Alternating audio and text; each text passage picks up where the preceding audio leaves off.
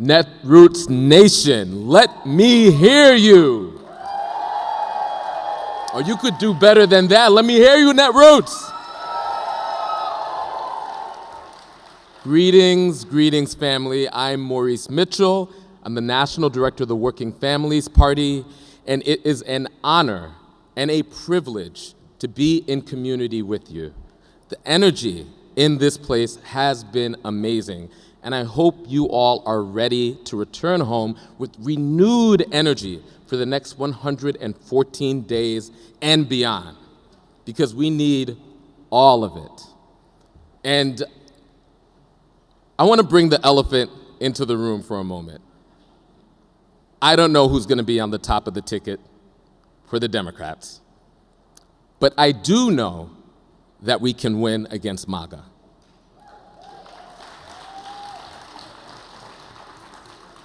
In fact, I know we must win against MAGA.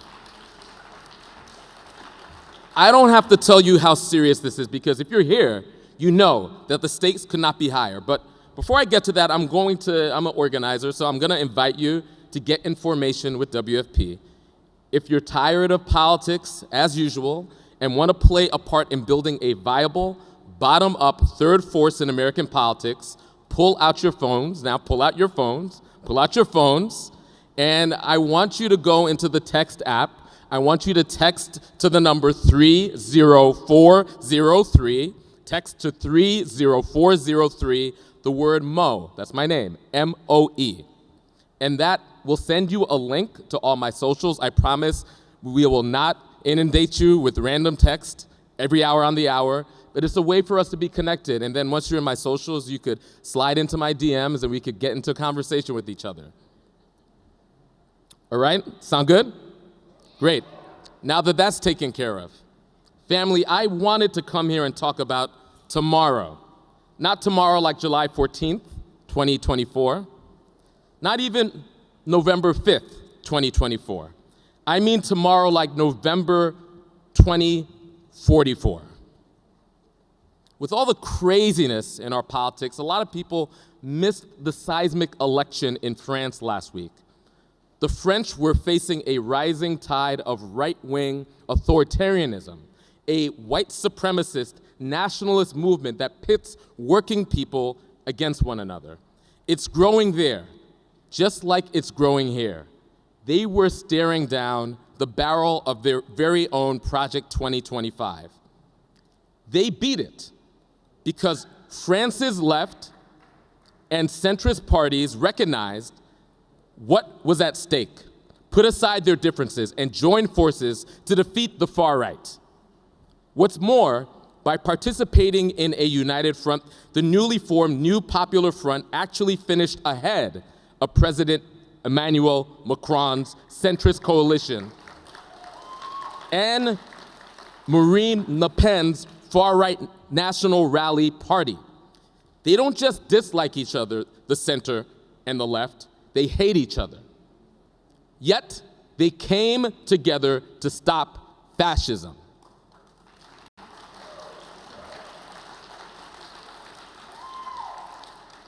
That, my friends, my comrades, is the path forward for us in the United States. We need to be disciplined, strategic partners in a coalition large enough to hold the Cheneys and the Chomskys of the world. The Democratic Party's establishment and institutions are proving in real time that the Democratic Party itself and by itself cannot get the job done alone. Cycle by cycle, Democrats are bleeding support from working class people of all races, either to disaffection or outright losing them to the far right. Can anybody identify with that? Does anyone who witnessed the chaos of the last 2 weeks not believe that it's time for a strong, disciplined, strategic, viable third force in American politics? After the last few weeks, can anyone really deny that the time for a political party for, by, and with working people, a working families party, has finally come? This is the future. This is the future, a multi-party democracy, political coalitions, independent political power. This isn't just about blocking the right, it's about building a better, more democratic, more resilient, multiracial, feminist, and responsive politics. That's our goal at the Working Families Party. Now, there are big differences between multi-party democracies like France and here in the United States. We have a system that tries to corral us into two big tents. In recent memory, third parties have been top-down affairs, and the biggest impact they've had is coming around every 4 years to maybe make a statement and, ironically, possibly help elect the candidates least aligned with their goals. We reject the idea that politics should be a spectator sport every 4 years. We're doing it differently at WFP. We're building a political party of and for the multiracial working class from the bottom up, county by county, state by state, thinking local, being real, though, about our power and our position as the, for the moment, a smaller partner in the pro-democracy coalition, but fighting like hell for the working class and doing it on our terms. And not just making a statement, but having a hunger to govern. Not just fighting the power, but believing that we must be the power. When we started in New York 25 years ago, they said we were crazy. Then we completely reshaped politics in the Empire State. And we grew, we expanded to more than a dozen states, from Connecticut to New Mexico to Oregon. And everywhere we grew, we got big things done. A $15 minimum wage, paid sick days, automatic voter registration. They thought we were crazy a few years ago when we said Philadelphia could become a two-party city. In Philadelphia, 2 council seats were reserved for minor political parties, and historically, they've been held by Republicans. But then the WFP came along, and we elected 2 black progressive working class champions, education advocate Kendra Brooks and pastor and organizer Nicholas O'Rourke. And that's when we got to work. We passed paid sick days for essential workers during the pandemic.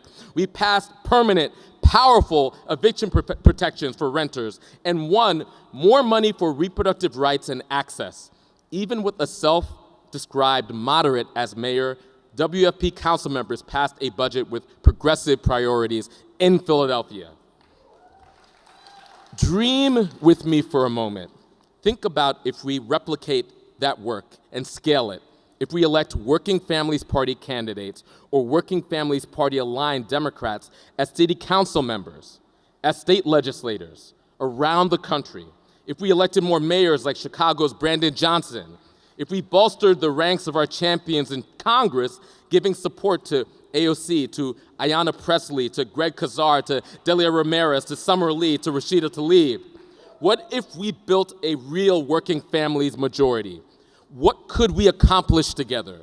What difference could we make in our lives and the lives of working people across the nation? Imagine a nation where we could get childcare if we needed it, go to college without taking on a mountain of debt, earn a fair wage and retire with dignity, access to quality healthcare and medication, a foreign policy that doesn't rely on violence and imperialism for our comrades in Gaza and other parts of the world.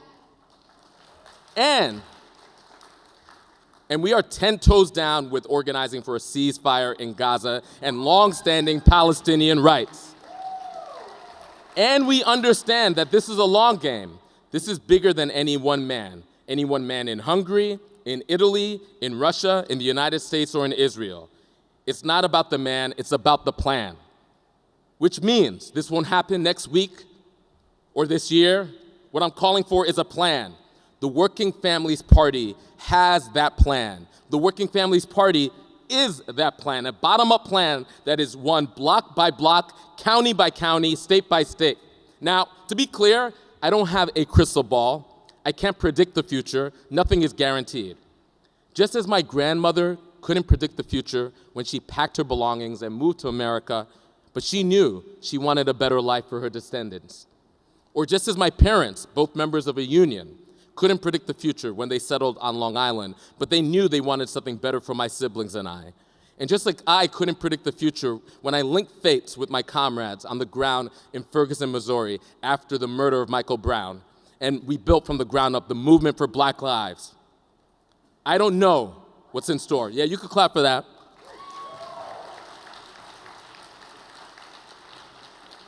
I don't have that crystal ball. I don't know what's in store, which may come as a surprise to my son, who may believe that I think I know everything. But here's what I do know. WFP can be a third force in American politics in a decade if we prevent the fascists from seizing governing power this year. The outcome isn't certain, and the implications of a loss are scary. As you've seen, there are no saviors or Cape Crusaders in Washington. It's just us. It has always been us. We are the ones. It is our duty to be with those that are closest to the harm. We talk about solidarity. This is your time to show solidarity with immigrant folks who will be thrown into internment camps in a Trump administration, to LGBTQ people whose identities will be criminalized, solidarity with people of color and black folks who are seeing their stories banned from school libraries and erased from curriculums. The consultants who raise and spend money will be fined. The bundlers and the donor class will be fined. Major politicians will be fined. Maybe they might be disappointed, their egos momentarily bruised. You know who might be cooked? The immigrant family that's making ends meet, working class black folks in Philly, trans young people in Alabama. Anyone experiencing glee and sharing hot takes right now has no place in a serious, disciplined, strategic left.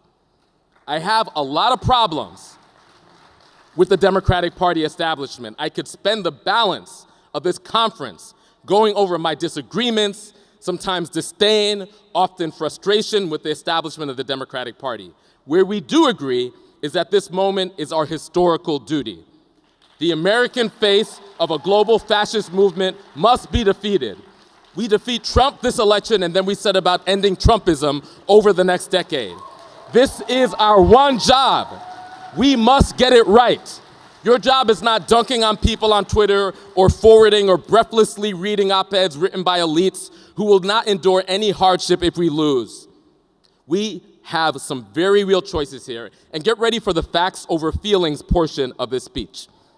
Just yesterday, Joe Biden took the stage in Detroit to lay out an agenda for the next 4 years. That agenda included, and I'm quoting, expanding Social Security and Medicare, ending all medical debt, passing the PRO Act to revitalize the labor movement, building more housing, making the child tax credit permanent, something we must do in order to, for once in the richest country in the world, eliminate child poverty. And on the other side, Project 2025, which includes turning the presidency into a dictatorship, purging the federal government of anyone except party loyalists, outlawing pornography and imprisoning people who distribute it, carrying out the biggest deportation effort in history, outlawing the abortion pill and criminalizing anyone that ships it, restoring moral exemptions to the contraception mandate. That's just a piece of it. Just scratches the surface of this 922-page document. Comrades, the contrast could not be clearer.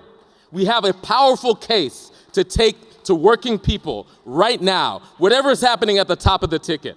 Now's the time to make it. If you're not figuring out a plan for knocking on doors right now, what are you doing?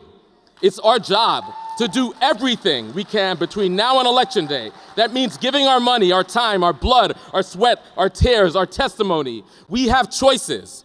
We can be spectators or we could be agents of change. We could pretend to be pundits and get caught up in the palace intrigue, or we could start knocking on doors or picking up phones and talking to our neighbors, to our family, to our coworkers.